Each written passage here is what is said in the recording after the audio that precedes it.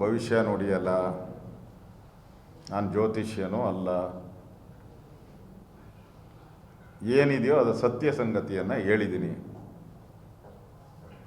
D K Shivakumar ಹೇಳಿದಾರಲ್ಲ, Ashok ಅವ್ರ ಜ್ಯೋತಿಷ್ಯ ನಂಬಲ್ಲ, ಆದರೆ ನಾನು ನಂಬ್ತೀನಿ, ಅಶೋಕ್ ಅವ್ರ ಹತ್ರನೇ ಹೋಗ್ತೀನಿ ಅಂತ ಹೇಳಿದ್ದಾರೆ. ಬಂದರೆ ಹೇಳ್ತೀನಿ ನಾನು. ಏನೇನು ಡೆಲ್ಲಿಯಲ್ಲಿ ಇವರು ಮುಖ್ಯಮಂತ್ರಿ ಆಗೋಕ್ಕೆ 3 ದಿನದ ಮುಂಚೆ ಡೆಲ್ಲಿಯಲ್ಲಿ ಏನೇನು ನಡೆದಿದೆ, ಯಾರ್ಯಾರಿದ್ರು ಆ ಸಭೆಯಲ್ಲಿ? ಸುರ್ಜೇವಾಲಾ ಇದ್ರ, ಸೋನಿಯಾ ಗಾಂಧಿ ಅವರಿದ್ರ, ರಾಹುಲ್ ಗಾಂಧಿ ಅವರಿದ್ರ, ಮಾತುಕತೆ ಏನಾಯಿತು, ಯಾರು ಆಶ್ವಾಸನೆ ಕೊಟ್ಟಿದ್ದಾರೋ? 2.5 ವರ್ಷ ಆದಮೇಲೆ ಒಂದೇ ಒಂದು ನಿಮಿಷನೂ ಕೂಡ ಕಡಿಮೆ ಆಗಲ್ಲ, ಒಂದು ನಿಮಿಷನೂ ಕೂಡ ಕಡಿಮೆ ಆಗಲ್ಲ ಅಂತ ಯಾರು ಹೇಳಿದ್ರು? ಇವೆಲ್ಲ ಬರೇಬೇಕಲ್ಲ. ಈಗ ಕನ್ನಡ ಚಾನಲ್ಗೆ ಪಾಪ ಡಿ ಕೆ ಶಿವಕುಮಾರ್ ಅವ್ರಿಗೆ ಎಣ್ಣೆ ಸಿಗಕಾಯಿ ಗೊತ್ತಿಲ್ಲ, ನನಗೆ ಗೊತ್ತಿಲ್ಲ, ಎಣ್ಣೆ ಸಿಗಕಾಯಿ ಇರಬೇಕು ಡಿ ಕೆ ಶಿವಕುಮಾರ್ ಅವ್ರಿಗೆ. ಇಂಗ್ಲೀಷ್ ಚಾನಲ್ ಹೇಳಿದಾರಲ್ಲ, ನಾನು ಹೇಳ್ತಾ ಇದ್ದೀನಿ, ಇಂಗ್ಲೀಷ್ ಚಾನಲಲ್ಲೇ ಹೇಳಿದಾರಲ್ಲ, ಆ್ಯಸ್ ಎ ಅಗ್ರಿಮೆಂಟ್ ಅಂತ ಹೇಳಿದ್ದಾರೆ, ಪವರ್ ಶೇರಿಂಗ್ ಅಗ್ರಿಮೆಂಟ್ ಅಂತ ಹೇಳಿದ್ದಾರೆ, ಇಂಗ್ಲೀಷ್ ಚಾನಲ್ಗೆ ಹೇಳಿದ್ದಾರೆ. ಅರ್ಥ ಏನಂಗಾರೆ? ಶೇರಿಂಗ್ ಅಂತೂ ಇದೆಯಲ್ಲ.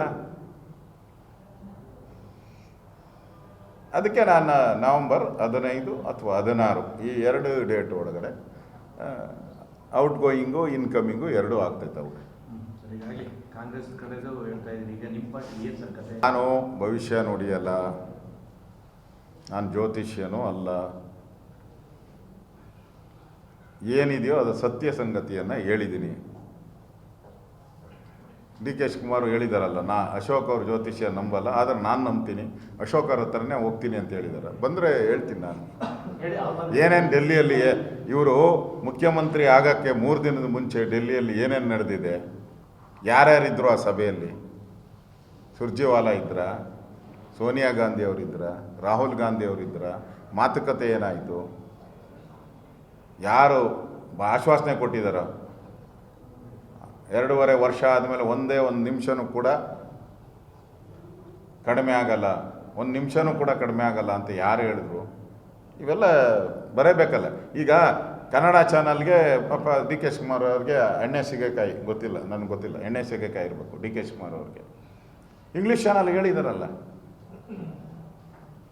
ನಾನು ಹೇಳ್ತಾ ಇದ್ದೀನಿ, ಇಂಗ್ಲೀಷ್ ಚಾನಲಲ್ಲೇ ಹೇಳಿದಾರಲ್ಲ, ಆ್ಯಸ್ ಎ ಅಗ್ರಿಮೆಂಟ್ ಅಂತ ಹೇಳಿದ್ದಾರೆ, ಪವರ್ ಶೇರಿಂಗ್ ಅಗ್ರಿಮೆಂಟ್ ಅಂತ ಹೇಳಿದ್ದಾರೆ, ಇಂಗ್ಲೀಷ್ ಚಾನಲ್ಗೆ ಹೇಳಿದ್ದಾರೆ. ಅರ್ಥ ಏನಂಗಾರೆ? ಶೇರಿಂಗ್ ಅಂತೂ ಇದೆಯಲ್ಲ.